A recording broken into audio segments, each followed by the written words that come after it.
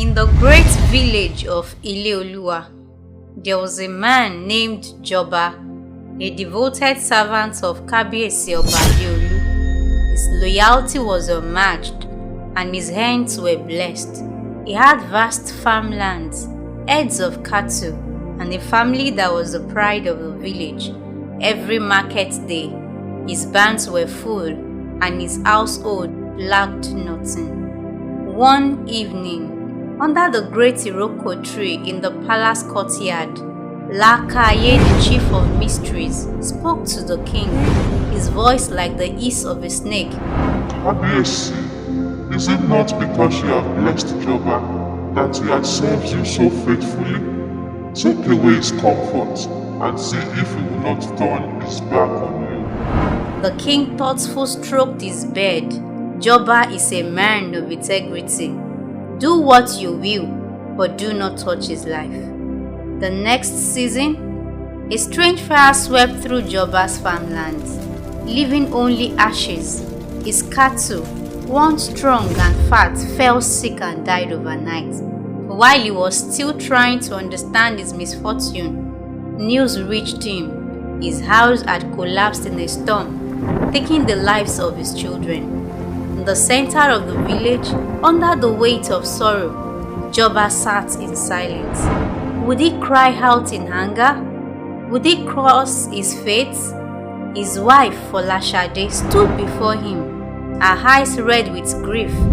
Joba, for how long will you hold on to your pride? Do you not see that the gods have abandoned you? Speak against the king and be free of this mystery. But Joba only looked at the sky and sighed. Should we accept only good from the king and not trouble? Was I born with these riches?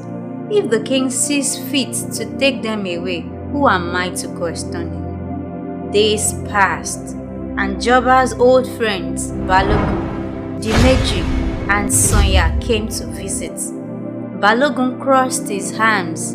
Joba, no man suffers like this unless he has sinned. Tell us, what offense have you committed against the king? The Meji nodded. Confess now, so that you may be forgiven. Sonya, shaking his head, muttered, or perhaps you were never as righteous as we thought. Joba looked at them and asked, Have you never seen a tree battered by the wind? Though its roots are deep, does the river stop flowing just because the sun is hot? Must pain always be punished? They had no answer. 1 moon cycle later, a royal messenger arrived at Joba's hut. The king himself had summoned him. In the palace, Kabiyesi Oba Ile-Olu sat on his throne, his eyes filled with the wisdom of generations. Joba, you question why you suffer, but tell me, where were you when the first yam sprouted from the earth? Do you command the rain when it falls? Can you tell the wind to blow from the east instead of the west? Joba knelt, his head bowed low. Kabiyesi, I have spoken without knowledge. You see beyond what I can understand.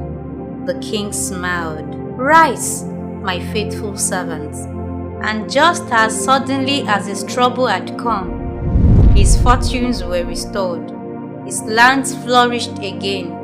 His cattle multiplied, and children once again ran through his courtyard.